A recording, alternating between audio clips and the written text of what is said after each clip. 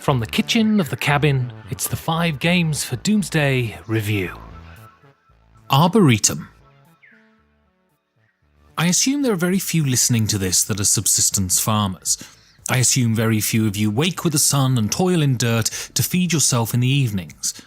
That the entire focus of our lives isn't arid survival is such a privilege, one we barely acknowledge, but a privilege nonetheless. It does lead to a singular complication though, the search for stimulation. So much of our thought is now bent on how we will fill the hours that automation has brought. Almost none of us work ourselves into physical exhaustion, so when we clock out, we are constantly on the search for things to light up different areas of our brains. These forms of stimuli can, broadly speaking, be divided into 2. I've never seen the term reductive as a pejorative.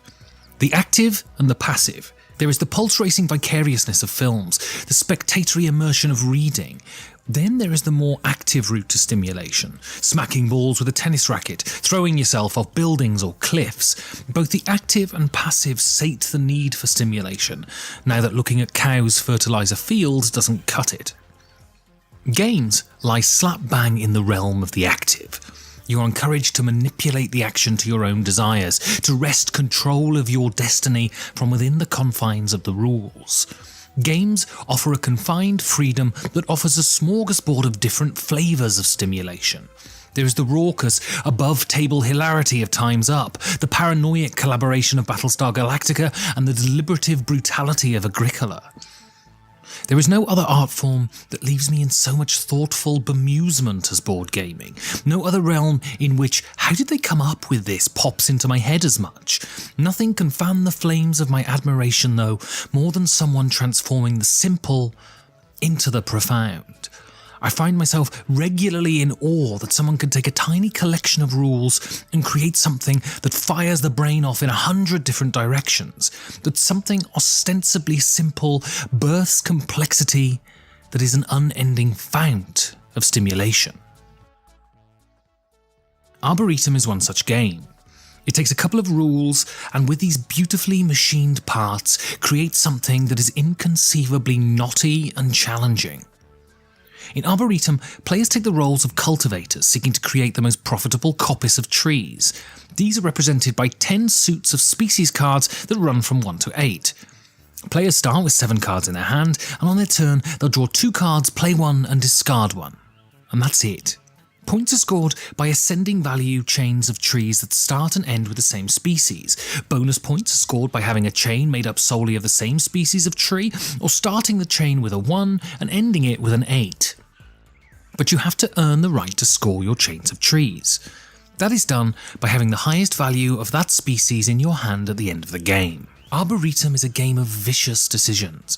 Cards can be drawn from the face-down deck or anyone's discard pile, so the decision of which card to throw away is as important as which to keep and play. An injudicious discard could provide your opponent with the means they need to complete the chain that wins them the game. There is no greater relief in Arboretum than discarding a card and have no one pick it up before the round gets back to you. Great games place surmountable obstacles in front of players that they need to clamber over, and Arboretum provides these in spades. There is just enough obfuscation of what others have in this game to make sure you'll never quite know what a person is going for or their ability to achieve it. Also, needing to save cards in your hand for scoring at the end is genius. It makes the playing of each card hugely important, as your wonderful chain of poplars could be rendered useless at the end of the game. There are no wasted turns in Arboretum. Every card played and every discarded card is imbued with the power of making or breaking your whole game, and this makes every turn tense and endorphin-drenched. 1,000 outcomes and counter-outcomes fire through your brain every second, producing the kind of flow and focus that we play games for. The simple act of playing and discarding blossoms into the most exquisite labyrinth of brazen self-confidence and sweat-producing self-doubt. Arboretum is everything that playing games is for. Every time I play Arboretum, I'm filled with warmth and focus and the kind of bemused, jealous awe at this perfect act of creation that could lead to an uncomfortable obsession for someone less lazy. Or that someone has managed to distill a game to almost nothing. But from that essence, cultivate a decision tree with so many limbs that it could block out the sun. There are a million ways to get stimulated now that we've shaken off the need for constant work, and Arboretum provides the best kind. Coos and compliments whilst being played, and spirited discussion afterwards. Arboretum is the best of what this hobby has to offer, and proves that from a simple acorn, a mighty oak can grow.